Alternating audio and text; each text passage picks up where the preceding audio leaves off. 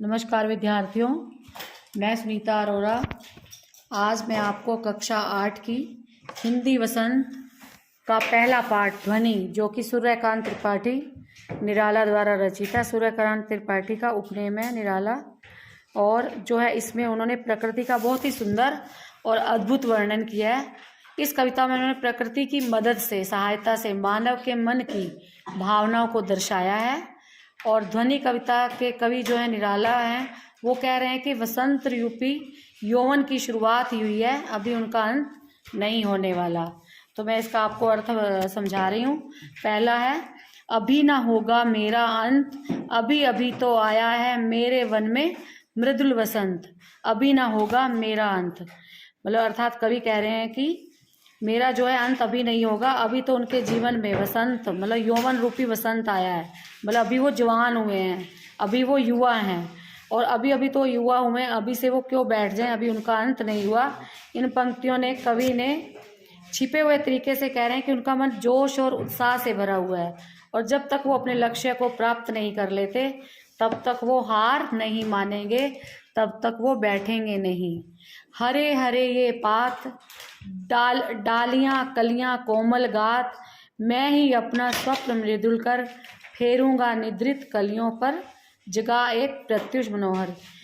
इन पंक्तियों में कवि कह रहे हैं कि जो प्रकृति का बहुत ही सुंदर जो चित्रण किया है, उसमें वो कह रहे हैं कि चारों तरफ हरे हरे पत्ते हैं, हरे हरे पेड़ हैं, पौधों पर खिली खिली कलियां हैं, मानो वो सो रही हैं, और मैं सूरज को यहाँ पर ले आऊँगा खींचकर, और इन सोई हुई कलियों को जगाऊंगा।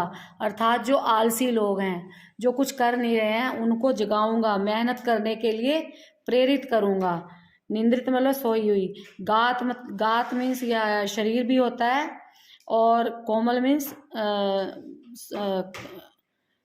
मीन्स इंग्लिश में उसको सॉफ्ट कहते हैं, नाजुक कलियां। कोमल कलियों पर जो है उसको खींच लाऊंगा, और सोई हुई कलियों को जगाऊंगा। अर्थात जो आलसी लोग हैं, जो सोए हुए हैं, उन्हें जगाऊंगा, उन्हें बताऊंगा कि सूरज उग आया है, सवेरा हो गया। अर्थात लोगों को जागृत करेंगे, कवि काम के लिए प्रेरित करेंगे। और जो निराश हुए लोग हैं, जो कहते हैं ना, नर हो ना निराश करो मन को, कुछ काम करो, जग में रहकर कुछ नाम करो। तो यही भाव उनका सूर्यकांत जी का है कि जो निराश हो गए हैं, जो हार कर बैठ जाते हैं, कि काम शुरू ही नहीं करना चाहते, कि हमसे नहीं होगा, उन्हें प्रेरित करूंगा। और उन्होंने ना जाने कितने ही पेड़ पौधों और कलियों में ऐसी प्रेरणा से जो है जान आ जाती है, और प्रेरणा रूपी सूर्य से निराश लोगों के मन में उत्साह और उल्लास भरूंगा। इस तरह जो है ध्वनि कविता में कवि सूर्यकांत त्रिपाठी जी ने जीवन से हार मान चुके लोगों को नया जीवन देने की प्रेरणा की है। फिर क्या है, पुष्प पुष्प से तंद्रालस लालसा खींच लूंगा मैं, अपने नव जीवन का अमृत सहर्ष सींच दूंगा मैं, द्वार दिखा दूंगा फिर उनको है मेरे वे जहां अनंत, अभी ना होगा मेरा अंत। तो इन पंक्तियों में कवि क्या कह रहे हैं, कवि क्या कहना है कि जो वसंत रूपी उम्मीद बनकर सोए हुए, अलसाए हुए फूलों रूपी उदास लोगों से, फूलों की संज्ञा दी है लोगों को, उदास फूलों की, जो लोग निराश होकर बैठ गए कि मेरे से नहीं होगा, उनके अंदर एक जो उनकी जो उदासी है, उनका जो आलस है, उसको बाहर निकालने की बात कर रहे हैं कवि। और वे इन सभी लोगों को नया जीवन देना चाहते हैं, इसलिए वो कहते हैं कि द्वार दिखा दूंगा फिर इनको, जो है कह रहे हैं कि जीवन जीने की कला सिखा दूंगा, फिर वो कभी उदास नहीं होंगे। जहां मेरे वो जहां अनंत, अनंत होता है जिसका कोई अंत ही ना हो।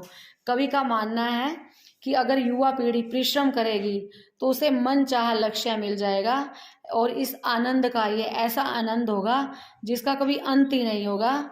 इस प्रकार कवि कहते हैं कि जब तक वो थके हारे लोगों और युवा पीढ़ी को सही राह नहीं दिखा देंगे, तब तक जो है उनका अंत होना असंभव है। अभी ना होगा मेरा अंत, अभी अभी तो आया है मेरे जीवन में मृदुल वसंत।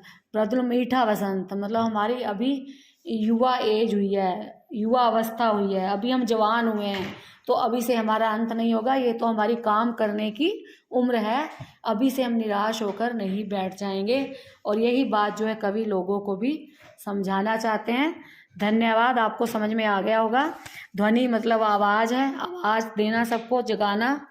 और कलियां आपको बताइए, निंद्रित मतलब सोई हुई, और मनोहर सुंदर